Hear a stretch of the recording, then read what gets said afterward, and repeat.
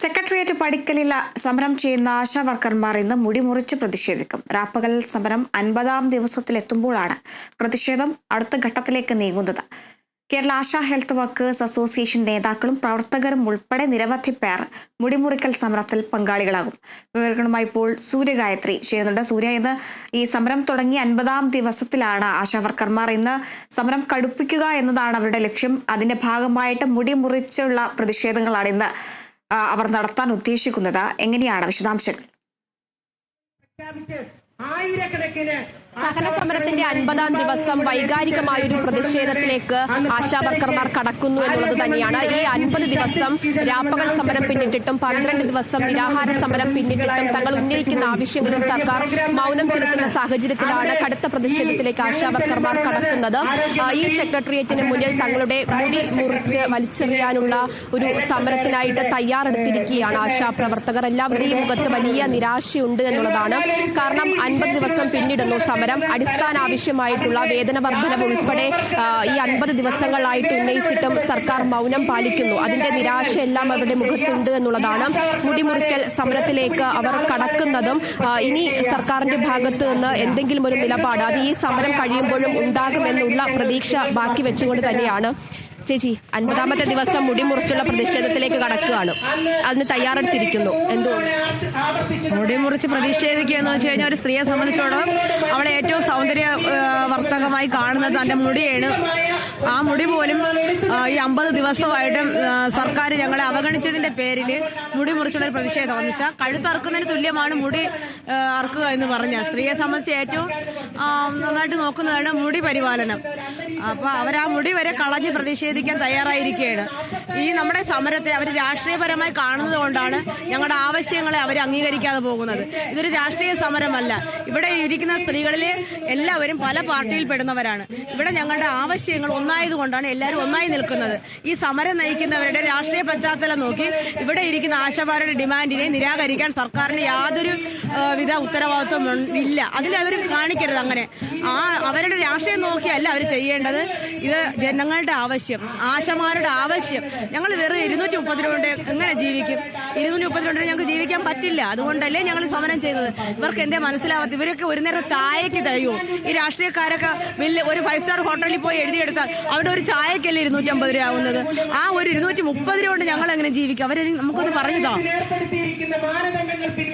മുടി മുറിക്കാനായിട്ട് ഇങ്ങനെ തയ്യാറെടുത്തിരിക്കുമ്പോഴും വിഷമമുണ്ട്.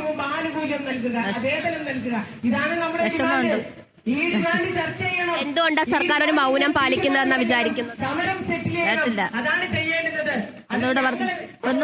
എന്തുകൊണ്ടാണ് സർക്കാർ ഇങ്ങനെ മൗനം പാലിക്കുന്നതെന്നാ വിചാരിക്കുന്നത്? അറിയില്ല, ഒന്നും അറിയില്ല. വിഷമമുണ്ടോ? നിരാശയുണ്ട്. പക്ഷെ നമ്മളെ പ്രതിഷേധമായിട്ട് നമ്മൾ മുടി അത്രയും കഷ്ടപ്പെട്ട് നമ്മൾ വളർത്തുന്ന മുടിയാണ്.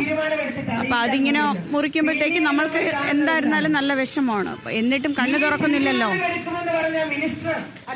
പലരോടും അവരുടെ പ്രതികരണം തേടുമ്പോൾ ശബ്ദമിടറുന്നുണ്ട് എന്നുള്ളതാണ്. കാരണം ഇനി എന്ത് ചെയ്യണമെന്ന് അറിയാതെയാണ് അവർ സമരത്തിലേക്ക് കടക്കുന്നത്. ഈ തൊട്ടു പുറകിലെ നിരാഹാര സമരം തുടരുന്ന പ്രവർത്തകരെയും നമുക്ക് കാണാൻ കഴിയുമെന്നുള്ളതാണ്. നിരാഹാര സമരം തുടരുന്നു, രാപ്പകൽ സമരം തുടരുന്നു. അതിനിടയിൽ തന്നെ ഇത്തരത്തിലുള്ള പലതരത്തിലുള്ള പ്രതിഷേധ പരിപാടികൾ ഇതിനു മുൻപ് അവർ നടത്തി കഴിഞ്ഞു. ഒടുവിൽ മുടി മുറിക്കൽ വരെ തയ്യാറെടുത്ത് ആശാപ്രവർത്തകർ തയ്യാറായിട്ട് ഇങ്ങനെ ഇരിക്കുകയാണ്. മുടി മുറിക്കാൻ തയ്യാറെടുത്തിരിക്കുകയാണ്. നിരാശയോ? ആർക്ക്? സർക്കാർ മൗനം പാലിക്കുന്നത്. നിരാശയല്ല, പ്രതിഷേധം. കടുത്ത പ്രതിഷേധം. സർക്കാരിന്റെ ഭാഗത്ത് നിന്ന് കഴിയുമ്പോൾ എന്തെങ്കിലും പ്രതികരണം ഉണ്ടാകും. ഈ സമരം കഴിഞ്ഞിട്ടായാലും ഇപ്പോഴായാലും അനുകൂലമായ തീരുമാനമുണ്ടാകാതെ ഞങ്ങൾ പോകില്ല. മറ്റൊന്ന്, ഈ മുടി എന്ന് പറയുന്നത് വൈകാരികമായിട്ടുള്ള ഒരു വസ്തു കൂടിയാണ്, പ്രത്യേകിച്ച് സ്ത്രീകളെ സംബന്ധിച്ചിടത്തോളം. അത് മുറിച്ചു കളഞ്ഞ് ഒരു പ്രതിഷേധത്തിലേക്ക് ആശാപ്രവർത്തകർ തയ്യാറെടുക്കുകയാണ്. അപ്പൊ ഇതിലും വലിയ പ്രതിഷേധങ്ങൾ അടുത്ത ദിവസങ്ങളിൽ ആശാ വർക്കർമാരുടെ ഭാഗത്ത് നിന്ന് പ്രതീക്ഷിക്കാമോ? 50 ദിവസമായി ഞങ്ങളുടെ ആരോഗ്യം നശിച്ചുകൊണ്ടിരിക്കുകയാണ്. ആരോഗ്യ പ്രവർത്തകർ ഞങ്ങളുടെ നിരാഹാരം കിടക്കുന്ന ആളുകളെ ഡോക്ടർമാരൊന്നും പരിശോധിക്കുന്നില്ല. ജോലി ചെയ്തതിന്റെ കൂലി തരുന്നില്ല. അപ്പോൾ അതുകൊണ്ട് അതിനപ്പുറത്തേക്ക് ഇതിനകത്തൊന്നുമില്ല. വൈകാരിക പ്രശ്നം തന്നെയാണ്, പക്ഷേ ഇതൊരു ശക്തമായ പ്രതിഷേധ മാർഗം കൂടെ. അതായത് കടുത്ത പ്രതിഷേധം തന്നെയാണ് ആശാപ്രവർത്തകർ അറിയിക്കുന്നത്. അവരുടെ പലർക്കും നിരാശയുണ്ട് സർക്കാർ മൗനം പാലിക്കുന്നതിൽ. പക്ഷേ സമരം അവസാനിപ്പിച്ച് തിരിച്ചു പോകില്ല എന്നുള്ള അവരുടെ നിലപാടിൽ യാതൊരുവിധ മാറ്റവും ഈ 50ാമത്തെ ദിവസവും സംഭവിച്ചിട്ടില്ല എന്നുള്ളതാണ്. ഇതിനോടകം തന്നെ പല ആശാപ്രവർത്തകരും നിരാഹാര സമരം കിടന്ന് തളർന്ന ആശുപത്രിയിലായിട്ടുണ്ട്. പക്ഷേ അവരുടെ ആരോഗ്യനില ഒന്ന് വന്ന് കണ്ട് പരിശോധിക്കാൻ പോലും ആരോഗ്യ വകുപ്പ് തയ്യാറായിട്ടില്ല എന്നുള്ള പരാതി കൂടി ആശാപ്രവർത്തകർ തുടക്കം മുതൽ തന്നെ ഉന്നയിക്കുന്നുണ്ട്. അത്തരത്തിൽ സെക്രട്ടേറിയറ്റിന് മുന്നിൽ നിരാഹാര സമരം കിടക്കുന്ന ആശാപ്രവർത്തകരുടെ ആരോഗ്യാവസ്ഥ എങ്ങനെയുണ്ട്, എത്തരത്തിലാണ് എന്നുള്ളത് വന്ന് പരിശോധിക്കേണ്ട ഒരു ഉത്തരവാദിത്തം അത് ആരോഗ്യ വകുപ്പിന് തന്നെ ഉണ്ടായിരുന്നതാണ്. പക്ഷേ ആശാപ്രവർത്തകരുടെ കാര്യത്തിൽ പോലും ആരോഗ്യ വകുപ്പടക്കം സർക്കാർ വൃത്തങ്ങൾ ചെലുത്തുന്നത് വലിയ നിസ്സംഗതയാണ് എന്നുള്ളതാണ്. അവരെ വിളിച്ച ചർച്ചയിലൊക്കെ തന്നെ സാമ്പത്തിക പ്രതിസന്ധിയിലാണ് സംസ്ഥാനം കടന്നു പോകുന്നത്. അതുകൊണ്ട് വേതന വർധനവ് ഉൾപ്പെടെ ഇപ്പോൾ നിങ്ങൾ പറയുന്നത് പോലെ അനുവദിക്കാൻ കഴിയില്ല എന്നുള്ളത് ആരോഗ്യ വകുപ്പ് മന്ത്രി അടക്കം തുറന്നു പറയുന്ന ഒരു സാഹചര്യം ഉണ്ടായിരുന്നു. പക്ഷേ അടിസ്ഥാന ആവശ്യങ്ങളാണ് അവർ ഇപ്പോൾ ചോദിക്കുന്നത്. തങ്ങൾ ചെയ്യുന്ന ജോലിക്ക് അനുസൃതമായ കൂലി അല്ല ലഭിക്കുന്നത്. ആ കൂലി വർധനവ്, അതുപോലെ തന്നെ വിരമിക്കൽ ആനുകൂല്യം, ഈ രണ്ട് അടിസ്ഥാന ആവശ്യങ്ങൾ ചോദിക്കുമ്പോൾ, ആശാപ്രവർത്തകർ ചോദിക്കുമ്പോൾ എന്തുകൊണ്ട് സർക്കാർ മൗനം പാലിക്കുന്നു എന്നുള്ള അവരുടെ ചോദ്യത്തിന് കൃത്യമായിട്ടുള്ള മറുപടി സർക്കാരിന്റെ ഭാഗത്ത് നിന്ന് ഇതുവരെയും ലഭിക്കാത്ത സാഹചര്യത്തിൽ തന്നെയാണ് വലിയ പ്രതിഷേധത്തിലേക്ക്, വൈകാരികമായ ഒരു പ്രതിഷേധ തലത്തിലേക്ക് അവരുടെ സമരത്തെ ആശാപ്രവർത്തകർ ഉയർത്തുന്നത്. അല്പസമയത്തിനകം തന്നെ മുടിമുറിച്ചുള്ള സമരത്തിലേക്ക് ആശാപ്രവർത്തകർ കടക്കും. പലരും മാനസികമായിട്ട് തളർന്നുകൊണ്ടാണ് ഈ സമരവേദിയിൽ ഇരിക്കുന്നത് എന്നുള്ളത് നമുക്കറിയാം. പലരോടും പ്രതികരണം ചോദിക്കുമ്പോൾ അവരുടെ ശബ്ദമിടറുന്നുണ്ട്.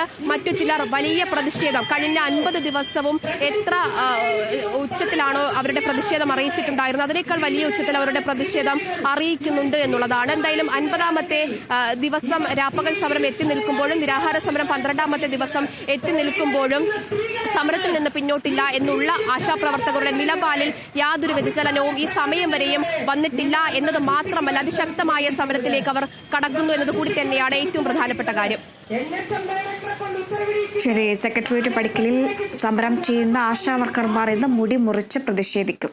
അല്പസമയത്തിനകം സമരം ആരംഭിക്കും എന്നാണ് മനസ്സിലാക്കുന്നത്. വിവരങ്ങളാണ് സൂര്യഗായത്രി നൽകിയത്.